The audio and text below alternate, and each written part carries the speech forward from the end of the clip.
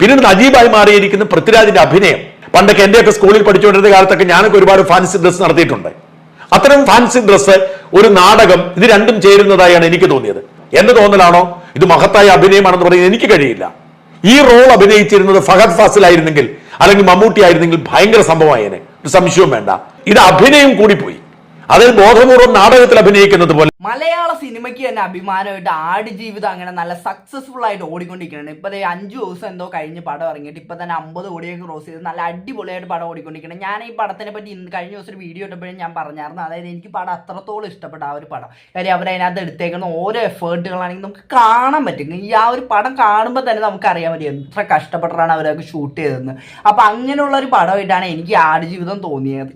പക്ഷേ ആടുജീവിതം എന്ന് പറയുമ്പോൾ തന്നെ അതിന്റെ പുറകെ ഇഷ്ടംപോലെ കോൺട്രവേഴ്സികളുണ്ട്. അപ്പോൾ ഞാൻ കഴിഞ്ഞ ദിവസം അതിനെ ഒരു കോൺട്രവേഴ്സിനെ പറ്റി ഒരു വീഡിയോ ചെയ്തായിരുന്നു. അതായത് നജീബ് ആടുമായിട്ട് ലൈംഗിക ബന്ധത്തിൽ ഏർപ്പെട്ടു എന്നുള്ള രീതിക്കുള്ളതിനകത്ത് എൻ്റെ ഒരു അഭിപ്രായം പറഞ്ഞിട്ട് ഒരു സംഭവം ഞാൻ ഇന്നലെ ഒരു വീഡിയോ ഇട്ടിട്ടുണ്ടായി. അപ്പോൾ അതിനകത്ത് പലരും എന്നോട് വിയോജിച്ചുകൊണ്ട് അത് അങ്ങനെയല്ല, നോവലിനകത്ത് പറയുന്നത് ഇങ്ങനെയാണെന്നൊക്കെ ഉള്ള രീതിക്ക്, അതായത് അവർക്ക് അങ്ങനെ വിഷയമായിട്ടൊന്നും തോന്നിയില്ല എന്നുള്ള രീതിക്കൊക്കെ പലരും കമൻറ്റ് ഇട്ടിട്ടുണ്ടായി. അപ്പം എനിക്ക് അതിനകത്ത് പറയാനുള്ളതെന്നുകൊണ്ട് അത് നിങ്ങളുടെ ഒപ്പീനിയൻ, ഞാൻ പറഞ്ഞ എൻ്റെ ഒപ്പീനിയൻ അത്രേ ഉള്ളൂ. അത് എല്ലാവർക്കും അവരവരുടെ ഒപ്പീനിയൻ പറയാനായിട്ടുള്ള അവകാശം ഉണ്ടല്ലോ. അപ്പോൾ അത് അങ്ങനെ എഴുതിയാൽ മതി. അപ്പോൾ അടുത്തൊരു വിവാദം നമ്മൾ നോക്കണമെങ്കിൽ ആടുജീവിതം പൃഥ്വിരാജ് അഭിനയിച്ചുകൊണ്ട് പടം കൊള്ളൂല, അതാണ് പലരും പറയണത്. അപ്പോൾ ആരൊക്കെ പറയണേന്ന് വെച്ച് കഴിഞ്ഞാൽ ഫസ്റ്റ് തന്നെ നമ്മുടെ ചെകുത്താൻ പറയുന്നുണ്ട്, പിന്നെ നമ്മുടെ മറുനാടൻ മലയാളി എന്ന് പറഞ്ഞ ആ ഒരു ചാനലിനകത്തുള്ള സാജൻസ് കറിയും പറയുന്നുണ്ട്. അപ്പോൾ നമുക്ക് ആദ്യം തന്നെ ചെകുത്താൻ പറയണമെന്ന് കേട്ടു നോക്കാം, എന്നിട്ട് നമുക്ക് ബാക്കി പറയാം.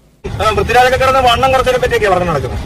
ഇവന്ന് വണ്ണം കുറച്ചത് ഇങ്ങനത്തെ കോംപ്രമൈസ് ചെയ്യുന്നിടത്ത് ഭയങ്കര വണ്ണം കുറച്ചു, പട്ടറി കിടന്നു, ഞാൻ അവിടുന്ന് നോക്കിയിരുന്നു, ആരാണ് തിന്നുന്നത്, പുത്തൂരുള്ളവരൊക്കെ തിന്നുന്നത് ഞാൻ നോക്കിയിരുന്നു, വെള്ളം ഇറക്കലാന്നൊക്കെ പറയുന്നത് ഇന്റർവ്യൂസ്.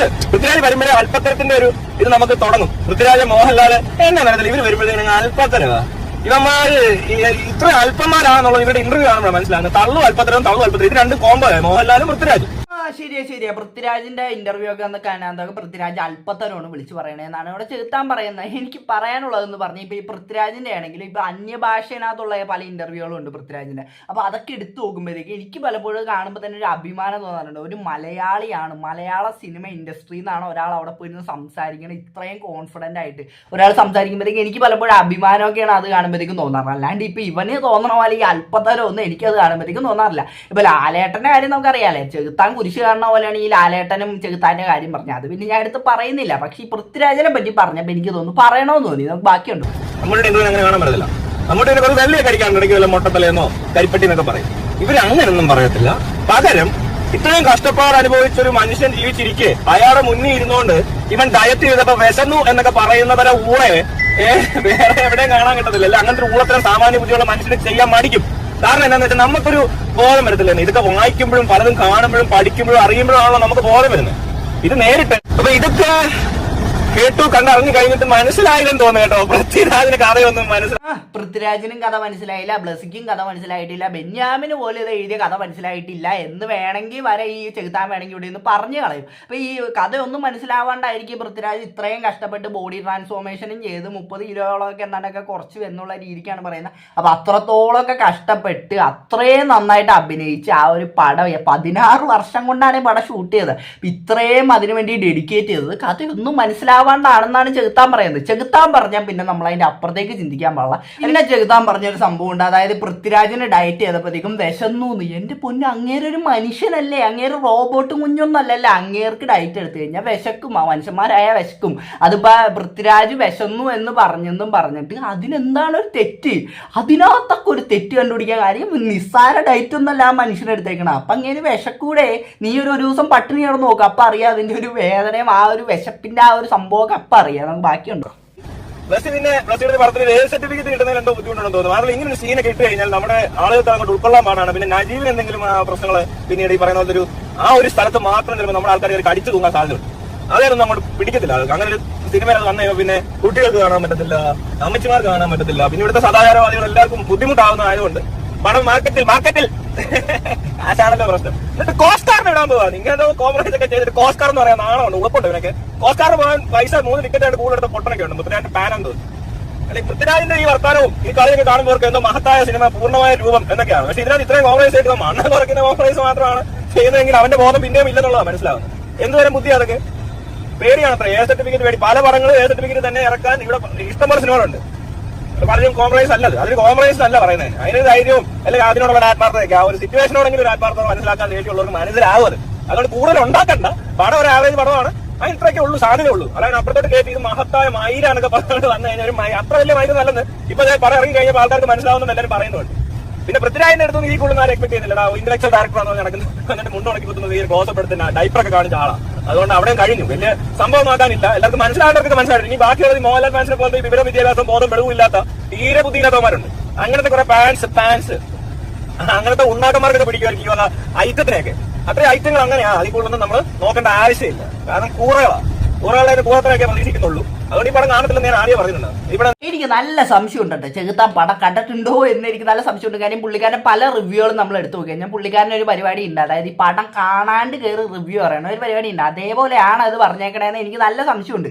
അപ്പോൾ ഇവിടെ ചെകുത്താൻ പറയുന്നത് എന്ന് പറഞ്ഞാൽ ആ ഒരു മറ്റേ ലൈംഗിക ബന്ധം ആടുമായിട്ടുള്ള ആ ഒരു സീൻ്റെ കാര്യമൊക്കെയാണ് പുള്ളിക്കാരൻ ഇവിടെ പറയുന്നത്. കാര്യം ആ ഒരു സിനിമയിൽ നിന്ന് കട്ട് ചെയ്ത് മാറ്റിയത് എന്തോ ഭയങ്കര മോശമായി പോയി എന്നൊക്കെയാണ് പറയുന്നത്. എൻ്റെ അഭിപ്രായത്തിൽ അത് ആ സീൻ അതിൽ നിന്ന് കട്ട് ചെയ്ത് മാറ്റിയത് നന്നായെന്നാണ് ഞാൻ പറയുള്ളൂ. കാര്യം ആ ഒരു സീനും കൂടെ അതിനകത്ത് വന്നിരുന്നെങ്കിൽ നജീബിന് ഒന്നാമതേ ഇപ്പം ഇരിക്കപ്പുറത്ത് ഇല്ല. ഇനി ആ ഒരു സീനും കൂടെ വന്നു കഴിഞ്ഞാൽ വെറുതെ ആ ഒരു മനുഷ്യൻ്റെ മേത്തേക്ക് ഇനി ആൾക്കാർക്ക് കയറാനായിട്ടുള്ള സംഭവമായിട്ട് അത് വരുള്ളൂ. അപ്പോൾ ആ ഒരു സീൻ എന്തുകൊണ്ട് സെൻസർ ചെയ്ത് കളഞ്ഞാൽ നന്നായെന്ന് തന്നെ ഞാൻ പറയുള്ളൂ.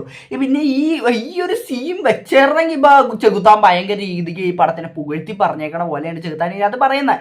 അപ്പോൾ ചെകുത്താൻ ഇത്രയാണ് ഇതിനെ പറ്റി പറഞ്ഞത്. ഇനി നമുക്ക് സാജൻസ് കറിയ മറുനാടൻ മലയാളി സാജൻസ് കറിയ പറയുന്ന കുറച്ച് വിലപ്പെട്ട മണിമുത്തുകളുണ്ട്, നമുക്ക് അതൊക്കെ ഒന്ന് കേട്ടു നോക്കാം. ആ പ്രതീക്ഷയോടെയാണ് ഞാൻ ഇന്നലെ പോയി തിരുവനന്തപുരത്തെ ഏരീസ് പ്ലസ് തിയേറ്ററിൽ പോയി സിനിമ കാണുന്നത്. സിനിമ വ്യാഴാഴ്ച ഇറങ്ങിയതാണ്, ഞാൻ ശനിയാഴ്ചയാണ് കാണുന്നത്. 3-ാം ദിവസമായിട്ടും ഓൺലൈൻ ബുക്കിംഗിന് ശ്രമിക്കുമ്പോൾ ടിക്കറ്റ് ലഭ്യമല്ല. ഞാൻ പിന്നെ ഏരീസ് പ്ലസിന്റെ ഉടമയായ സോഹൻ റോയിയെ ദുബായിൽ വിളിച്ച് അദ്ദേഹത്തോട് എനിക്കൊരു സീറ്റ് വേണമെന്ന് ആവശ്യപ്പെട്ട് അദ്ദേഹം തിരുവനന്തപുരത്ത് ജയദേവൻ എന്ന മാനേജറെ വിളിച്ച് പറഞ്ഞ് ഒരു സീറ്റ് ബുക്ക് ചെയ്ത് തന്നതാ. കാശ് കൊടുത്തു, സൗജന്യമല്ല. അങ്ങനെ പോയി കണ്ട സിനിമയാണ്. സത്യം പറയാമല്ലോ, ഒരു വികാരവും എനിക്ക് തോന്നിയില്ല. ഈ സിനിമ കണ്ട് പലരും പൊട്ടിക്കരഞ്ഞു, പലരും സമ്മർദ്ദമുണ്ടായി എന്നൊക്കെ പറയുന്നെങ്കിലും ഒരു പ്രത്യേക വികാരവും എനിക്ക് തോന്നിയില്ല. വളരെ സ്ട്രെസ്ഫുൾ ആയിട്ടുള്ള വളരെ സങ്കടകരമായ ഒരു മാനസികാവസ്ഥ ആവും എന്ന് കരുതി തന്നെ. ഓക്കെ, അപ്പൊ പുള്ളി ഈ പറഞ്ഞതിനോട് ഞാൻ യോജിക്കുന്നു എന്ന് പറഞ്ഞു കഴിഞ്ഞാൽ അത് പുള്ളിക്കാരൻ്റെ ഒപ്പീനിയൻ ആണ് എന്നുള്ള രീതിക്ക് ഞാൻ യോജിക്കുന്നു. കാര്യം എല്ലാവർക്കും ഇപ്പോൾ ഒരു പടം കാണുമ്പോഴത്തേക്ക് അതിനകത്ത് ഇമോഷൻ ഒന്നും കൺവേ ആയിക്കോളണം എന്നില്ല. എനിക്ക് ആടുജീവിതം കണ്ടപ്പോഴത്തേക്ക് എനിക്ക് നല്ല ഇമോഷൻ കൺവേ ആയി, പക്ഷെ പുള്ളിക്ക് അത് കൺവേ ആയില്ല. അത് പുള്ളിയുടെ കാര്യം. എന്തായാലും പുള്ളി ഇത്രയും കഷ്ടപ്പെട്ടിട്ടൊക്കെ ബുക്ക് ചെയ്ത ടിക്കറ്റാന്നൊക്കെ പുള്ളി പറയുന്നുണ്ട്. കാശ് കൊടുത്തിട്ടാണ് ഞാൻ പോയത്, ഞാൻ ഏതാണ്ട് ദുബായിനകത്തുള്ള ഫ്രണ്ടിനെ വിളിച്ചൊക്കെ പറഞ്ഞൊക്കെയാണ് ടിക്കറ്റ് ബുക്ക് ചെയ്തതെന്നൊക്കെ പുള്ളി പറയുന്നുണ്ട്. അപ്പോൾ എന്തായാലും ഇത് ബുക്ക് ചെയ്ത് കഴിഞ്ഞിട്ട് കണ്ടു കഴിഞ്ഞിട്ട് ബാക്കി പുള്ളി പറയുന്ന കുറച്ച് കാര്യങ്ങളുണ്ട്, അതും കൂടെ ഒന്ന് കേട്ടു. പിന്നെ നജീബായി മാറിയിരിക്കുന്ന പൃഥ്വിരാജിന്റെ അഭിനയം. പണ്ടൊക്കെ എന്റെയൊക്കെ സ്കൂളിൽ പഠിച്ചുകൊണ്ടിരുന്ന കാലത്തൊക്കെ ഞാനൊക്കെ ഒരുപാട് ഫാൻസി ഡ്രസ് നടത്തിയിട്ടുണ്ട്. അത്തരം ഫാൻസി ഡ്രസ്, ഒരു നാടകം, ഇത് രണ്ടും ചേരുന്നതായാണ് എനിക്ക് തോന്നിയത്. എന്റെ തോന്നലാണോ ഇത് മഹത്തായ അഭിനയമാണെന്ന് പറയുന്നത് എനിക്ക് കഴിയില്ല. ഈ റോൾ അഭിനയിച്ചിരുന്നത് ഫഹദ് ഫാസിൽ ആയിരുന്നെങ്കിൽ അല്ലെങ്കിൽ മമ്മൂട്ടി ആയിരുന്നെങ്കിൽ ഭയങ്കര സംഭവമായേനെ, ഒരു സംശയവും വേണ്ട. ഇത് അഭിനയം കൂടി പോയി. അതിൽ ബോധപൂർവ്വം നാടകത്തിൽ അഭിനയിക്കുന്നത് പോലെ അങ്ങ് നാടകീയമായ ശബ്ദത്തിലും വേഷത്തിലും അംഗചലനത്തിലും ഒക്കെ മാറ്റം വരുത്തി അങ്ങ് വല്ലാതെ വൃത്തികേടാക്കി എന്ന് പറയേണ്ടി വരും. അത് മാത്രമല്ല, ഈ 35 കിലോ കുറച്ചു എന്നതൊക്കെ ഉള്ളത് എനിക്ക് മനസ്സിലായില്ലായിരുന്നു. പക്ഷെ ഒടുവിൽ അദ്ദേഹം ഉടുപ്പെല്ലാം ഊരി കുളിക്കാൻ പോകുന്ന ഒരു സീനുണ്ട്. ആ സീനിൽ കണ്ടപ്പോൾ മനസ്സിലായി ശരീരത്തിൽ വലിയ കുറവുണ്ടായിരുന്നു. ആ ഒരു സീൻ മാത്രമാണ് അത് ബോധ്യപ്പെടുത്തുന്നത്. അതിനുവേണ്ടി മാത്രം 35 കിലോ കുറച്ച് പട്ടിണി കിടക്കേണ്ട ഒരു കാര്യം ഉണ്ടായിരുന്നില്ല. കാരണം ഈ വേഷവും താടിയും മുഖത്തെ കറുത്ത പെയിന്റും ഒക്കെ യഥാർത്ഥത്തിൽ ആ വേഷപരിവേഷത്തിന് സഹായകരമാണ്. അതിനുവേണ്ടി ഇത്രയേറെ വേഷം കെട്ടേണ്ട കാര്യം. ഓക്കെ, അപ്പൊ പുള്ളി പറയുന്നത് നാടകത്തിനകത്ത് അഭിനയിക്കുന്ന പോലെയാണ് പൃഥ്വിരാജ് അഭിനയിച്ചത് എന്നുള്ള രീതിക്കാണ് പറയുന്നത്. അതായത് ഈ 35 കിലോ കുറച്ചായിട്ടൊന്നും തോന്നിയില്ല എന്നൊക്കെ പുള്ളിക്കാരൻ പറയുന്നുണ്ട്. പിന്നെ ഫഹദ് ആണെങ്കിൽ നല്ലതായിരിക്കും, അല്ലെങ്കിൽ മമ്മൂട്ടി ആണെങ്കിൽ നല്ലതായിരിക്കും, പൃഥ്വിരാജ് ആയതുകൊണ്ട് അത് കൊള്ളൂല. അത് എന്ത് വർത്തമാനാണ് എനിക്ക് മനസ്സിലാവുള്ള. പൃഥ്വിരാജിന് എന്തുകൊണ്ട് നല്ല പടങ്ങളിന് അത് നല്ലൊരു രീതിക്ക് അഭിനയിക്കണമെങ്കിൽ പുള്ളിക്കാരൻ എന്തുകൊണ്ട് അഭിനയിച്ചുകൂടാ? ഫഹദ് ആണെങ്കിൽ മാത്രമേ നല്ലത് പറയാൻ പറ്റുള്ളൂ, അല്ലെങ്കിൽ മമ്മൂട്ടി ആണെങ്കിൽ മാത്രമേ നല്ലത് പറയാൻ പറ്റുള്ളൂ. അതിനോടൊന്നും ഞാൻ തീരെ യോജിക്കുള്ള. ഇപ്പൊ ഇങ്ങേർക്ക് പടം ഇഷ്ടപ്പെട്ടില്ലെങ്കിൽ ഇങ്ങേർക്ക് ഇഷ്ടപ്പെട്ടില്ല, മാന്യമായിട്ട് ഇന്ന കാര്യങ്ങളോട് എനിക്ക് ഇഷ്ടപ്പെട്ടില്ല എന്ന് പറയാ പുള്ളിക്ക്. അല്ലാണ്ട് പുള്ളി ഇവിടെ എന്തുകൊണ്ടാ പറയണ? പുള്ളി പറയുന്നതെന്ന് പറഞ്ഞാൽ നാടകത്തിനകത്ത് അഭിനയിച്ച പോലെ. അതൊക്കെ അങ്ങനെയൊന്നും പറയേണ്ട കാര്യമില്ല എന്നാണ് എനിക്ക് തോന്നിയത്. അല്ല, പൃഥ്വിരാജിന്റെ ഇപ്പൊ അതിനകത്തൊരു അഭിനയത്തിനാണെങ്കിൽ എന്തെങ്കിലും മോശം പറയാനുണ്ടെന്നും എനിക്ക് തോന്നിയില്ല. പക്ഷേ എല്ലാവർക്കും ചിലപ്പോൾ പൃഥ്വിരാജിന് അഭിനയം ഇഷ്ടപ്പെട്ടുകൊള്ളണം എന്നൊന്നുമില്ല. ഇപ്പൊ എൻ്റെ അച്ഛനും തന്നെ പൃഥ്വിരാജിന് അഭിനയം ഇഷ്ടമല്ലാത്ത ഒരാളാണ്. അതിപ്പോ ഞാൻ എത്ര പറഞ്ഞു മനസ്സിലാക്കാൻ ശ്രമിച്ചാലും പുള്ളിക്ക് മനസ്സിലാവില്ല. കാര്യം പൃഥ്വിരാജിന്റെ തന്നെ ഇപ്പൊ മുന്നത്തെ പടങ്ങൾ പടങ്ങളൊക്കെ, അതായത് പഴയ കാലത്തെ പടങ്ങൾ നോക്കിക്കഴിഞ്ഞാൽ എനിക്കും വലിയ കാര്യമായിട്ട് ഇഷ്ടപ്പെട്ട പടങ്ങളൊന്നല്ല പൃഥ്വിരാജിന്റെ. പക്ഷേ വന്ന് പുള്ളിക്കാരന് ഒരു ചേഞ്ച് ഉണ്ടായി വന്ന്. അപ്പൊ ആ ഒരു വന്ന് ഞാൻ പയ്യെ പുള്ളിക്കാരന്റെ ഫാനായി വന്ന ഒരാളാണ് ഞാൻ. അപ്പൊ അത് എല്ലാവർക്കും കൺവേ ആയിക്കൊള്ളണമെന്നില്ല. അപ്പൊ ആ ഒരു സംഭവം തന്നെയാണ് ഇവിടെ ഈ സാജൻ സ്കറിയ പറയണതായിട്ട് എനിക്ക് തോന്നിയ കാര്യം. പുള്ളിക്കാരൻ ഇപ്പോഴും ആ ഒരു പഴയ മൈൻഡിനകത്ത് തന്നെയാണ് നിൽക്കണം. അപ്പൊ പൃഥ്വിരാജ് അഭിനയിക്കുന്നത് എങ്ങനെയാണോ ആ ഒരു രീതിക്ക് തന്നെ പൃഥ്വിരാജിന് ഇപ്പൊ കാണണമെന്നാണ് എനിക്ക് തോന്നിയത്. അപ്പൊ എന്താണെങ്കിലും അത് പുള്ളിക്കാരന്റെ അഭിപ്രായം. അപ്പൊ ഇവർ രണ്ടുപേരും പറയാനായിട്ട് എന്താണ് നിങ്ങൾക്ക് പറയാനുള്ളത് ഈ വീഡിയോയുടെ താഴെ കമന്റ് ചെയ്യുക. അപ്പൊ ഈ വീഡിയോ ഇഷ്ടപ്പെട്ടാൽ മാത്രമല്ല സബ്സ്ക്രൈബ് ചെയ്യുക. അപ്പൊ എല്ലാവർക്കും അടുത്തൊരു വീഡിയോ കാണുന്നതായിരിക്കും.